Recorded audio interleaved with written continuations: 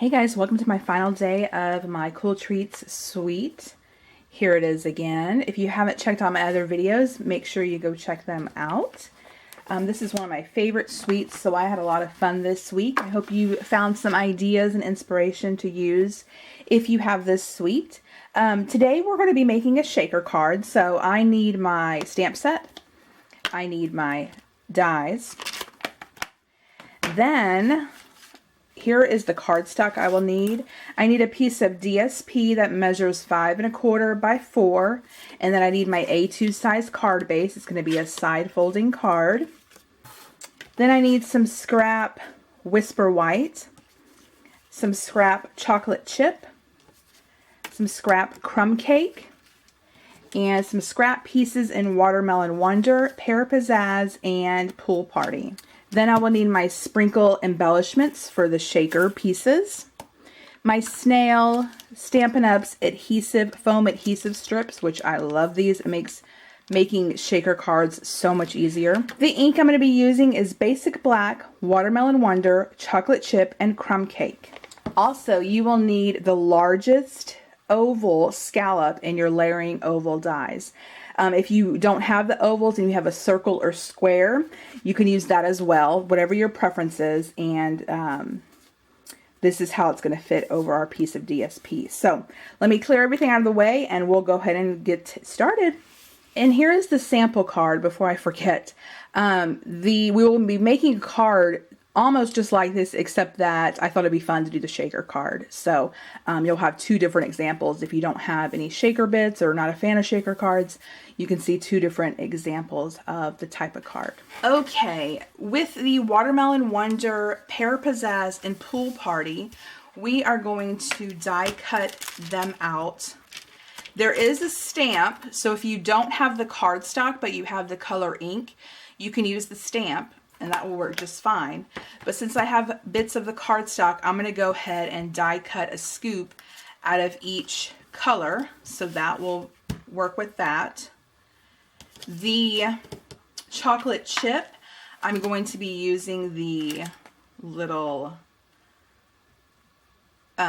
chocolate syrup die, and same thing, there is a stamp for that, so if you don't have the cardstock, use that. So we'll set that aside. For crumb cake, let me take my crumb cake ink. I'm going to stamp the ice cream cone. And in this one, I used the sugar cone, I think that's what they're called, shape. And then this, I'm going to use the waffle cone with the pointed end. So go ahead and stick that there. And then I will use the die to die cut that out. So we'll put this aside. And then for this, I wanted to use the strawberry stamp. It is so cute. And this is a layering stamp. So you will need your black, Basic Black ink, and your Watermelon Wonder. So first, I'm going to take the solid stamp and go ahead and stamp out my strawberry on the Whisper White, and I'm going to do a few of them just in case I mess up die cutting or want some extras. Okay, then I'm going to take the layering part and flip my cardstock around and go ahead and ink that up in black and just stamp on top.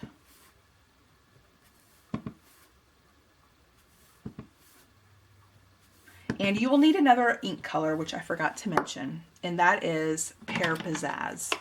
Okay, with the strawberry, you want to take your Pear Pizzazz ink and go ahead and stamp the top of your strawberry. Isn't that adorable? And there is specialty DSP that matches the strawberry print, so it looks really cool. And then the strawberry has a die as well. And just like with the other dies, if you saw my previous video, the die is smaller than the stamp, so there will be no white border. So I'm going to bring my Big Shot in so you guys can see me die cut everything, and I'll be right back. All right, I have my magnetic plate, which has been the best purchase, one of the best purchases I have ever made. I absolutely love it. It has made my life a lot easier, where I don't have to use tape to adhere my dies down.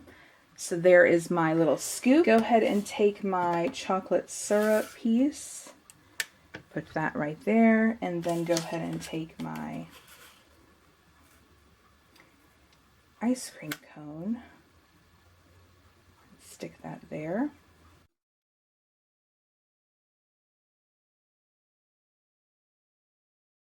I'm going to take my scoop again, and then I'm going to go ahead and take my strawberry.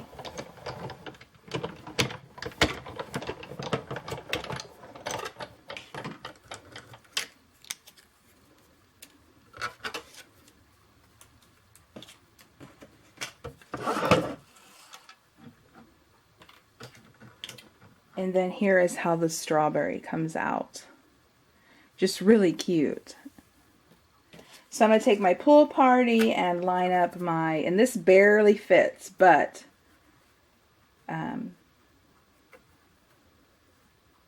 it will fit if I place it just right. And sometimes if you have a magnetic plate or you don't and you'll get one eventually, sometimes the magnets will jump, and that's because the plate is bowed. You know, so if this was completely flat, our plate, they would work fine. But what I do when it jumps like that is I move my paper into a, you know, a spot where the magnet likes. The die and magnet go together. So no big deal. Go ahead and line up and cut out another strawberry. So see how it's kind of jumping? I just move my paper until the magnet stays, and it's or the die stays, and it's totally fine. It's still a lot better than worrying about tape and then taking the tape off and ripping your cardstock. That's just something I'm glad I don't have to deal with anymore. Okay, now that I have all my pieces cut out, I want to go ahead and cut this out. Now, when you do this, think about where you want your sentiment. Do you want it kind of, and here's the sentiment I chose.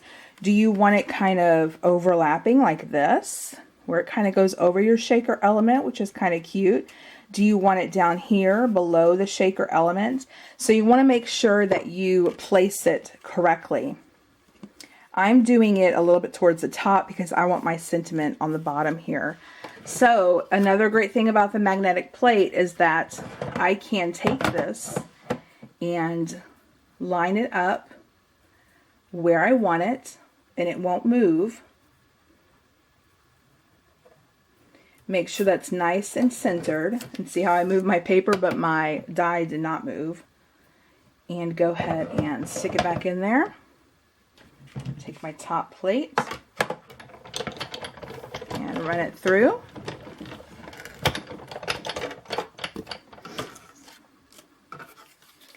So now I have my opening for my shaker. Now you could leave it like this, or you could have a nice background in the back. So what I'm going to do is I'm going to take this piece I cut out so it doesn't go in the trash or, you know, get wasted, and flip it over. And I'm actually going to use that as my background for my shaker card. Alright, so here are my pieces. Now, I have a piece of acetate, my DSP, and then my inside of my, what will be my shaker. So before I do anything, I need to put this in here and line it up correctly. So I'm placing this piece, my panel, where I want it. And then I'm going to place this so it's lined up into where I cut out. Okay, and then I'm going to remove this and hold this in place and just add some snail right there. And I'm going to check it again. Looks good. And go ahead and add some more snail. That way it stays in place. Okay, and then when you do this, it's all lined up nice and neat. So we'll put this aside, and I want to go ahead and take this piece, and what I want to do is I want to take my acetate. I'm going to flip this over and line up my acetate so it covers the whole window, and just kind of cut accordingly so it fits. And my acetate is almost the size of my panel. It's just a little bit shorter. So then I'm going to put snail all around here to attach my acetate. And make sure it's all the way around so you don't have any little spots that don't have adhesive. That way there's no, you know, there's no chance of, you know, there being a gap here. Because once you get everything on, it'll be hard to fix it. So next thing is that I'm going to take my foam adhesive strips. And I love these strips. You get 10 yards, which is amazing. So they look like this when they come, and you get 2 of them. So obviously I've used these, and I use the border, I use all of it. So I'm going to take a strip. And what's nice about this is that this has obviously the backing. You don't need to remove that for the foam strip to be flexible. It is really flexible, and you can leave that on, making it easier to work with. So what I do is I kind of get it close to the edge and just work my way around.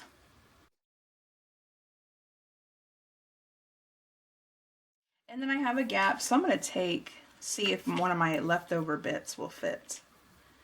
Instead of, yes, and this looks like it'll fit almost perfectly. So go ahead and perfect. Okay, now what I like to do is that the side of this is not bad. It's not as sticky, but I just take my embossing bag and I kind of just touch it along the edges. Do it before you remove the strip, otherwise you're gonna have adhesive strip that's not sticky. So do that, and of course shake out any of the embossing powder. You don't want that behind your shaker. You can even take a baby wipe and kind of wipe it down. Now another thing you need to do is you need to do the sides.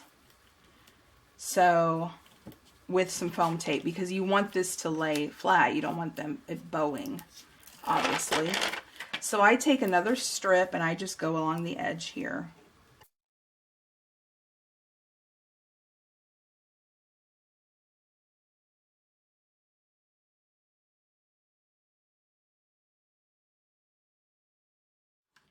All right, I'm going to put this aside before removing that adhesive.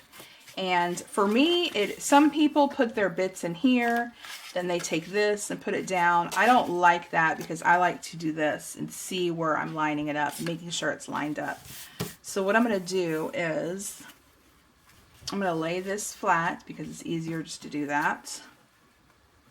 And go ahead and take my sprinkle embellishments.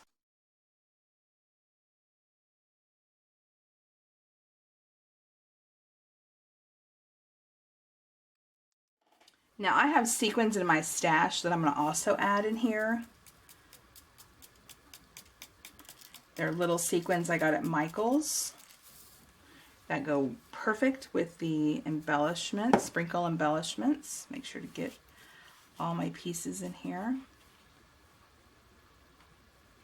And since I stamped out a couple strawberries and they all came out pretty well, I'm going to add a couple strawberries in here. There we go. Now I want to go ahead and remove all my backing from my adhesive.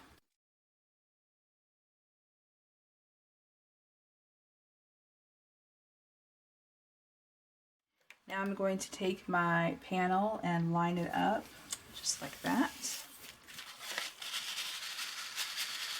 Really cute, and I like the strawberries in there. And next I'm going to work on my sentiment. And I'm going to take that same piece of Pool Party that I used to cut out my ice cream scoop. And I'm taking my chocolate chip ink and I'm going to go ahead and ink up my sentiment. It says, I hope your birthday is sprinkled with everything great. And I'm going to use this side. Go ahead and stamp this. And I will trim it quite a bit.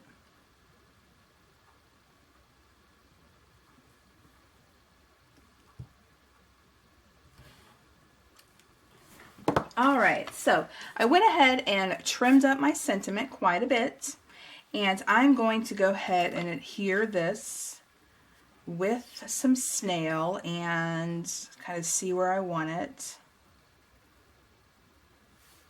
I think I'm going to use a glue dot to adhere my little ice cream cone before I adhere my sentiment down, so I kind of get placement from that. I actually meant to do my ice cream in the center of my shaker, but I forgot that detail, so we're just going to do it this way. Add snail to the back and go ahead and adhere this down.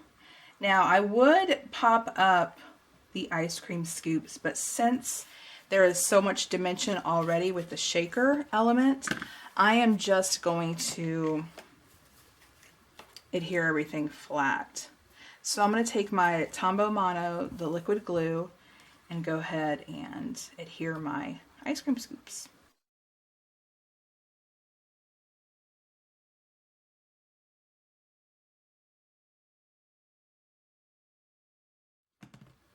And then I'm going to take a glue dot on one of my strawberries and adhere my strawberry right there. So cute. And then take my other strawberry and adhere it right here. I think that turned out adorable. So here are the two cards for today. These are probably my favorite. So I hope you guys enjoyed this series. I did. It was a lot of fun. This is one of my favorite sets, suites in the Occasions catalog.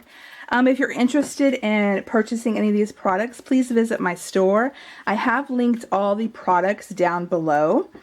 And stay tuned for next week, where I will do another mini series, but also introduce the card kit. It's not really a kit.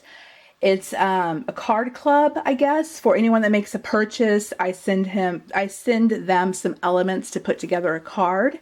And this is the stamp set that we're going to start off with. I will have a mini series beginning next week on this, and also we'll be using this stamp set to introduce the little card club. We'll call it that, card club. So stay tuned for details for that. This stamp set is great. It comes with DSP that you could earn for free during celebration. So if this is a set you have not really given a second look at, wait till you see some of the cards I make with this. Really, really cool. So stay tuned for that, and let me know if you have any questions about any of the products I used or joining Stampin' Up. I would love that, and I'll catch you next time.